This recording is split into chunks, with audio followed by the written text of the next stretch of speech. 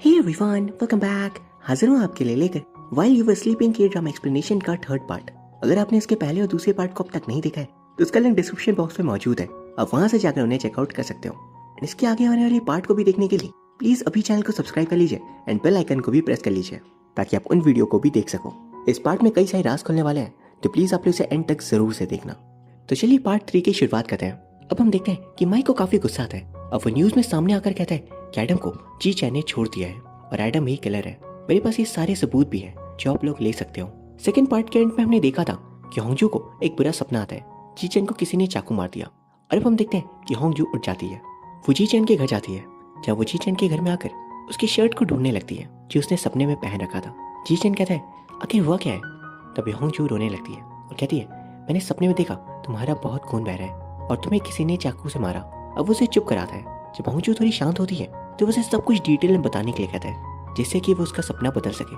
अब वो दोनों वहीं सोफे पे सो जाते हैं। एंड मॉर्निंग में सैम अपने कमरे से बाहर आता है जब वो जीचैन होंगजू को सोता हुआ देखकर अंदर चला आता है। Smart guy. अब होंगजू उठती है और मनी मन जीचैन को देख के कहती है किस बार तुम्हें मुझे बचाना होगा। अब उसकी बालों को हाथ से हिलाती है तो जीचैन भी उठ जाता है और कहता है तुम फिक्र मत करो, मैं सपने को बदल कर रहूंगा। एंड नेक्स्ट सीन में सभी लोग होंगजू के घर ब्रेकफास्ट कर रहे होते हैं। घर है कि होटल, वहाँ सभी थोड़े उदास होते हैं क्योंकि होंगजू के सपने के बारे में जी चैन ने सबको बता दिया था। अब होंगजू की मॉम से पूछती है तुमने अपने सपने में क्या उस बंदे की शक्ल नहीं देखी। तो होंगजू कहती है मैंने उस बंदे की शक्ल तो नहीं देखी थी लेकिन ये सपना एडम के केस से रिलेटेड है। जिस पर डेविड कहता है ऐसा क्यों, एडम का इससे क्या कनेक्शन। तो होंगजू कहती है हाँ क्योंकि जब मैंने कल मॉर्निंग में सपना देखा था तो जी चैन रोड क्रॉस करके आ गया था, लेकिन अब जब एडम गिल्टी प्रूफ नहीं हुआ तो उसके बाद मुझे अब ये सपना आया कि जी चैन रोड क्रॉस करा है और उस पर किसी ने चाकू से वार किया।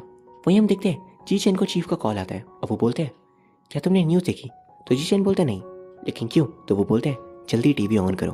न्यूज़ में बताया जा रहा था कि एडम प्राइम सस्पेक्ट होने के बाद भी सिरा का मर्डर नहीं मिला क्योंकि इस केस को अच्छे से हैंडल नहीं किया गया और ये सब कुछ माइक ने करवाया होता है।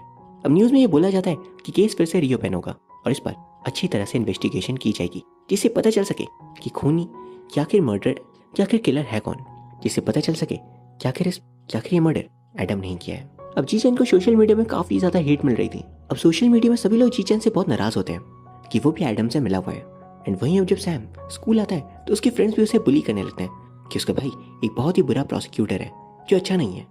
और वहीं हम दूसरी तरफ एडम को देखते हैं जो कहीं भी जाता है तो लोग उसे किलर की नजरों से देखते हैं एंड किलर कहते हैं। वहीं इवनिंग में डेविड कहीं जा रहा होता है तभी वो एडम को रेस्टोरेंट की तरफ जाता दिखता है। जब वो नोटिस करता है एडम अपने रेस्टोरेंट के दरवाजे को साफ करा था क्योंकि उसके दरवाजे पर लोगों ने खूनी लिख दिया था और वो लोग उसे सच में खूनी समझने लगे थे।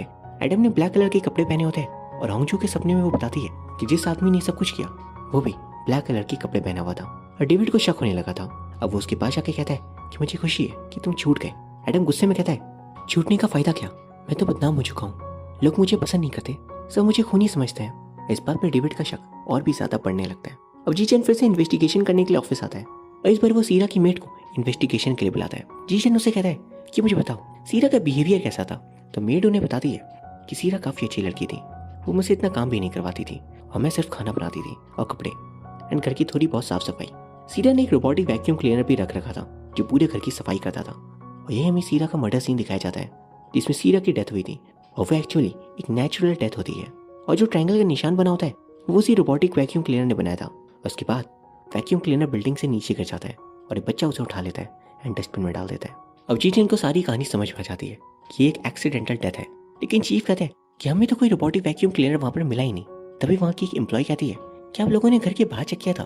तो चीफ और जी चैन बिल्डिंग के सिक्योरिटी गार्ड से वैक्यूम क्लीनर के बारे में पूछते हैं जिसमें वो कहता है हाँ एक रेड कलर का था लेकिन उसे हमने ट्रक में लोड कर दिया था। अब चीफ और जी चैन ट्रैश को जहाँ डाला जाता है उस जगह पे जाते हैं और काफी देर ढूंढने के बाद उन्हें 3 वैक्यूम क्लीनर मिलते हैं जिन्हें फॉरेंसिक लैब में पहुंचाया जाता है, जिससे पता चलता है एक वैक्यूम क्लीनर पर सीरा के ब्लड के निशान मिले हैं। अब चीफ और जी चैन काफी ज्यादा खुश होते हैं कि अब जाके केस क्लोज हो जाएगा और सबको सच के बारे में पता चल जाएगा। वही नेक्स्ट सीन में होंगजू और डेविड को जी चैन कॉल करके सब कुछ बता देता है जिससे वो दोनों भी खुश हो गए थे। अब होंगजू अपने ऑफिस जाती है तभी डेविड कहता है मुझे लगता है मैं जानता हूँ कि शायद कि तुम्हारे सपने में जी चैन पे वार किसने किया था। वो शख्स एडम हो सकता है क्योंकि उसने भी काले कपड़े पहन रखे थे, मैंने उसे खुद देखा। मुझे लगता है वो गुस्से में है। क्या तुम इस केस के क्लोज हो जाने के बाद उसका एक इंटरव्यू ले सकती हो, वो लोगों के सामने कुछ बोलना चाहता है। होंगजू कहती है बिल्कुल, मैं उसका इंटरव्यू जरूर लूंगी। अब जी चैन केस फाइल क्लोज करने के लिए अपनी चीफ को देता है और इन्वेस्टिगेशन बंद करता है। एंड डेविड के कहे अनुसार अब होंगजू अब एडम का इंटरव्यू लेती है जिसमें वो काफ़ी ज़्यादा रोता है और कहता है सब लोगों ने मुझे गलत समझा, लेकिन मैंने मर्डर नहीं किया, मैं मर्डर नहीं हूँ। अब हम देखते हैं कि होंगजू न्यूज़ रिपोर्टिंग कर रही है और जी चैन उसे टीवी पे देख रहा था। होंगजू बताती है कि केस को क्लोज किया जा चुका है एंड वो कुछ इस अंदाज में ऐसी लाइंस बोलती है कि जी चैन को पता चल जाता है ये वही है जो 13 साल पहले मिली थी जब उसके फादर की डेथ हुई थी। अब उस वक्त बाल कट करके रखती है और उसे समझ आ जाता है जिसे उसने लड़का समझा था वो दरअसल एक लड़की थी, वो भी होंगजू। एंड उसे होंगजू की मॉम से बात भी कंफर्म हो जाती है कि वो वही है जो 13 साल पहले उसे मिली थी अपने फादर के एक्सीडेंट साइट पर। ये जान जी चैन को बहुत खुशी होती है और वही ज्वेलरी शॉप पर जाता है जहाँ से वो होंगजू को प्रपोज करने के लिए एक रिंग बाई करता है। अब जी चैन होंगजू के ऑफिस के बाहर खड़ा होता है और होंगजू जब ऑफिस से बाहर निकलती है तो जी चैन को देख वो बहुत खुश थी, लेकिन तभी एक आदमी कार से बाहर निकल जी चैन को गोली मारता है। जी चैन की बॉडी से काफी खून बह रहा था और होंगजू ये देख बिल्कुल टूट जाती है। वो तुरंत एम्बुलेंस को कॉल करती है एंड हमें पता चलता है जी चैन को जिसने गोली मारी वो सीरा के डैड थे, जैसा कि उन्होंने कहा था कि अगर एडम छूट गया तो जो भी उसके साथ है उसे मार देंगे। एंड जब एडम छूट जाता है तो सीरा के फादर को जी चैन पे बहुत गुस्सा आता है एंड उन्होंने इसी कारण से जी चैन को मार दिया। अब नेक्स्ट सीन में एम्बुलेंस वहाँ पर आती है एंड जी चैन को हॉस्पिटल में लेकर आया जाता है जहाँ हमें पता चलता है कि जी चैन की सर्जरी होगी क्योंकि उसकी कंडीशन बहुत ही ज़्यादा खराब है। इस बात को सुन होंगजू बहुत ज़्यादा घबरा गई थी। तभी वहाँ डेविड और सैम भी आ जाते हैं एंड सैम अपने भाई की ऐसी हालत देख बहुत इमोशनल हो जाता है और कहता है वो बच तो जाएगा ना। होंगजू उसे संभालने लगती है और कहती है फिक्र मत करो वो ठीक हो जाएगा। अब होंगजू की मदर भी हॉस्पिटल आती है एंड तब होंगजू कहती है अब सही थी, मैं अपना सपना नहीं बदल सकती, मैंने जी चैन के लिए जो सपना देखा था वो सच हो गया।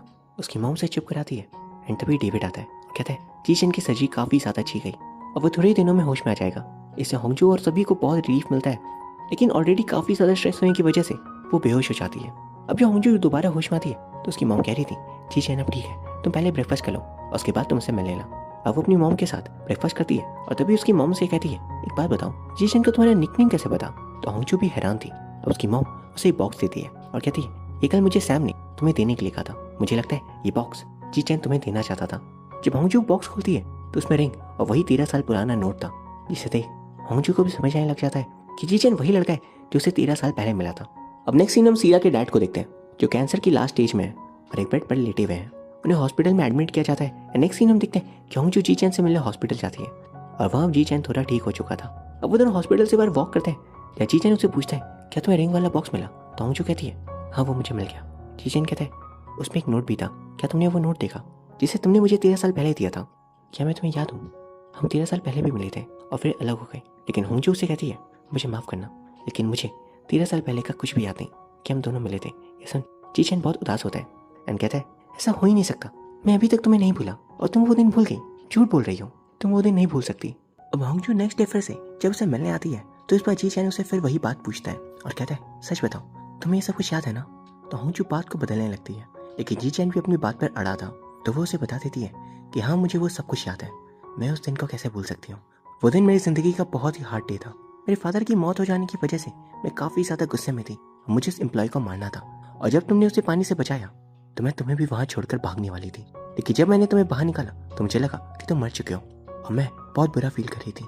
इसलिए मुझे लगा कि मैं उस दिन को कभी भी याद नहीं करूँगी एंड इसलिए मैं उस दिन तुमसे काफ़ी दूर चली गई थी, लेकिन तुमने मुझे उस दिन की याद दोबारा दिलाई थी। ये सुनकर जी चैन काफ़ी ज़्यादा दुखी हो जाता है कि उसने 13 साल तक कैसे सब कुछ सहा होगा। हम नेक्स्ट सीन हम देखते हैं कि जी चैन और होंगजू सीरा के डैड से मिलने के लिए हॉस्पिटल में जाते हैं और उनके रूम में जाकर कहते हैं मुझे पता है आपकी बेटी की मौत हुई है और आपको इस बात का बहुत दुख है, पर क्या आपको लगता है कि एडम इसका किलर है।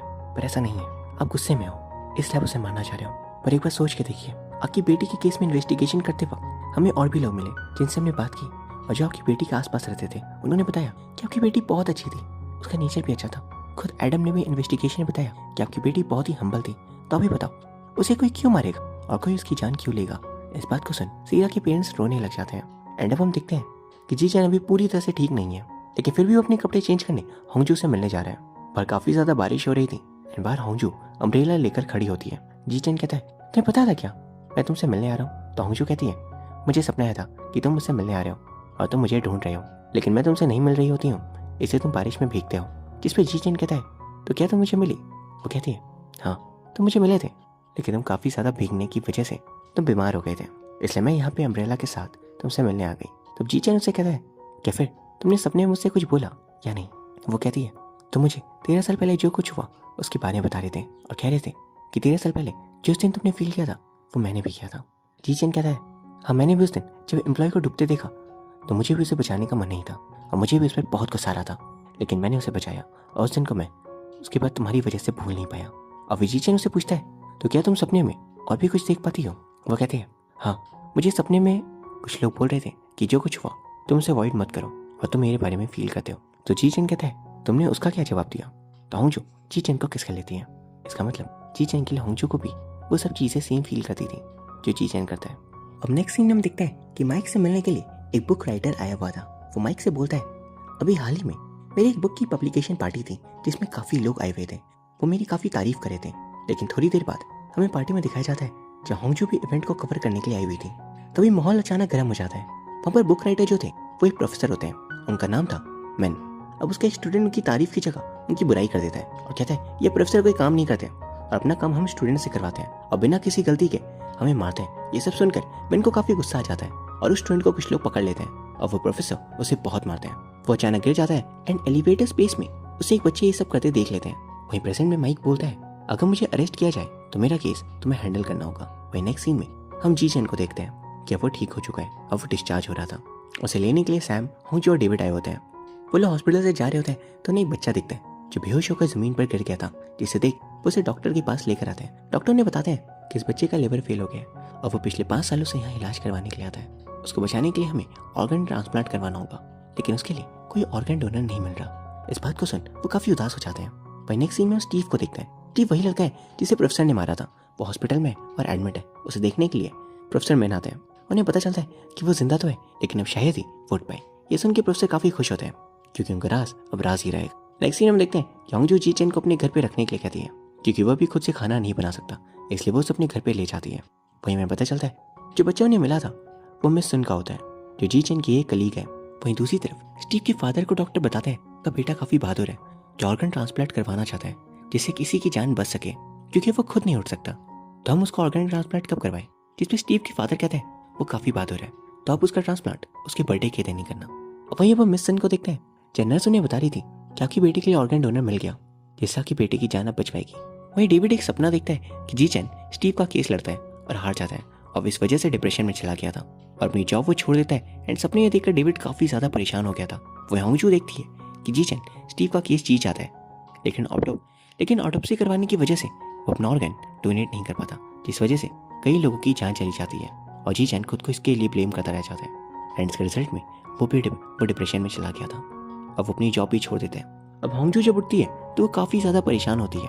एंड फिर डेविड और होंजू मिलते हैं। वो दोनों एक दूसरे को अपने सपने के बारे में बताते हैं। एंड ये सब कुछ जीचन बैल्कनी से देख रहा था। वो दीवार के पास आकर उन दोनों की बात सुनता है। होंजू डेविड से कहती है कि हमें इस बारे में उसे कुछ नहीं बताना चाहिए, वो परेशान हो जाएगा। डेविड कहता है हमें उसे बता देना चाहिए। फिर उसके बाद नेक्स्ट सीन हम देखते हैं जीचन और होंजू अपने ऑफिस के लिए बस स्टैंड पर खड़े होते हैं। होंजू जीचन से कहती है कि आज मेरी जॉब पे जाने का मन नहीं है, चलो कहीं घूम के आते हैं। अब वो दोनों पार्क में और भी काफी जगह घूमते हैं एंड बात करते हैं। होंजू कहती है हम कल भी इसी तरह घूमेंगे। जीचन कहता है अब मैं ठीक हो चुका हूँ, कल से मैं ऑफिस जाऊंगा। तो होंजू कहती है जैसे आज मैं ऑफिस नहीं गई, प्लीज तुम कल भी मत जाना। जिस पे जीचन उसे पूछता है आखिर बात क्या है, तुम और डेविड मुझसे कुछ छिपा रहे हो, तुम दोनों ने कोई बुरा सपना देखा क्या? होंजू क्या बात है मुझे बताओ। तो वो उसे बता देती है कि उन्होंने सपने में क्या देखा। ये सुनकर जीचन काफी परेशान हो जाता है और कहता है अगर ऐसी बात है तो मैं ये केस हैंडल करूंगा ही नहीं, और रही बात मेरी जॉब की तो मैं अपनी जॉब नहीं छोड़ने वाला, क्योंकि मुझे मेरा प्रोसिक्यूटर वाला काम बहुत पसंद है और अब हम दोनों कल बीच पे घूमने चलेंगे। तो होंजू इस बात पे खुश हो जाती है कि वह इस केस को लड़ेगा नहीं।